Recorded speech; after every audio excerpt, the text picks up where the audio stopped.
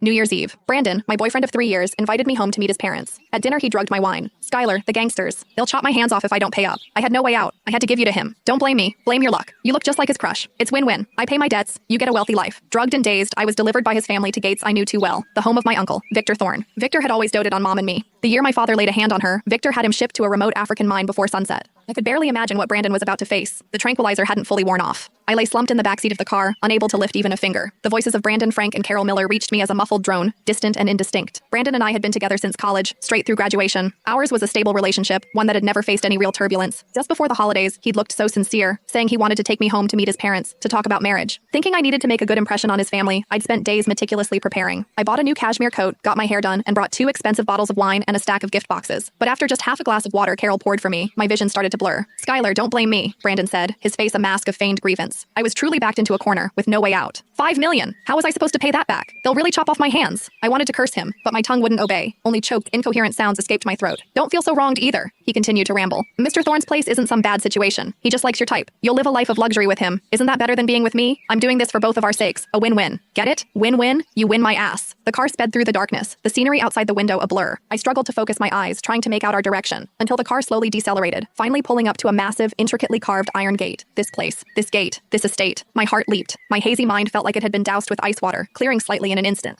No way. It couldn't be. Brandon and his mom dragged me out of the car, one on each side, practically pulling me across the front lawn of the estate. My cashmere coat was disheveled and torn. My heels were long gone. 2 straight-backed men stood by the door, watching us approach with expressionless faces. "Gentlemen, please inform Mr. Thorne. We truly couldn't raise the money, so we came up with a new way to settle the debt." Frank Miller bent at the waist, fawning over the men in black suits at the door. "We've brought Mr. Thorne a New Year's gift. He's definitely going to like it." One of the men shined a flashlight beam across my face. The light stung my eyes, making me squint. "Her?" His voice was flat. Yes, exactly. My son's girlfriend." Carol quickly chimed in, forcefully pulling my face straight. "See? Doesn't she look exactly like the woman Mr. Thorne commemorates every year? We specifically found out about that. And she's a dancer. Very graceful. She'll be attentive to his needs." My stomach lurched. The man was silent for a few seconds, then gestured to a subordinate nearby. "Go inform him." He turned back to us. "Whether it works out or not, I can't say. Just come inside and wait." "Thank you, sir. Thank you." Brandon nodded profusely, bowing repeatedly, as he dragged me towards the main house. By the time I was pulled into the parlor on the first floor, my legs had given out. I collapsed onto the cold floor. "Mr. Thorne is with a guest. Wait here," the man said, then left. As soon as the door closed, Brandon immediately crouched in front of me, a mix of anxiety and calculation on his face. "Skylar, help me out. Just this once." He grabbed my shoulders and shook me. "When Mr. Thorne comes, just say you came willingly. Please, I won't look down on you. I promise I'll treat you well afterward." I stared at him, unable to make a sound. "Don't you dare stay silent." Carol also leaned in, her nails digging into my arm.